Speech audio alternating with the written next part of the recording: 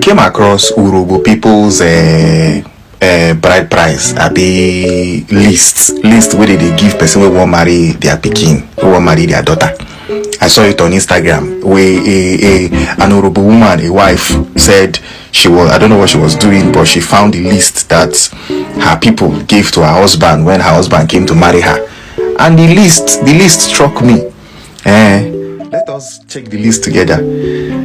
List number one, they said father items, cloth, native dressings to match working year. Okay. In-law to see mother. Alright, that one are behind things. Number 3, bottle of wine, 6 bottles. Just 6 bottles of wine. Okay, number 4, 3 bags of salt with 3,000 naira.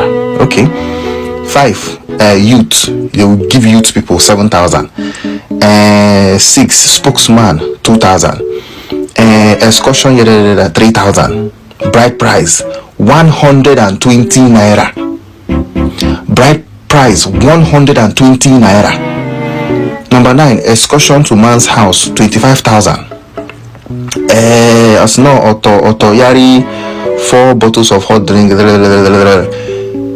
with the sum of 2,000 naira. Entertainments to be arranged by both families. Okay.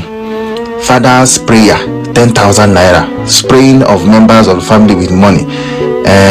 Family development levy 10,000 naira. Then note, tell me why this man now will not be happy to assist the woman's family whenever there's a problem in the future. Tell me. This is a very simple list. But I'm not sure say all these things where they write here go reach 200,000 naira or maybe 250k.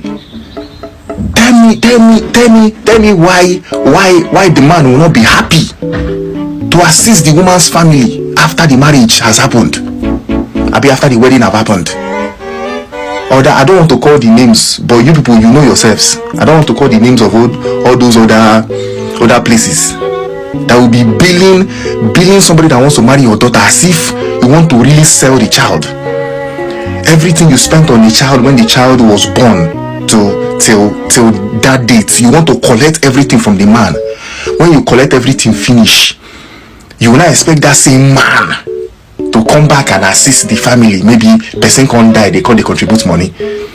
You people should stop all this rubbish. Urhobo people,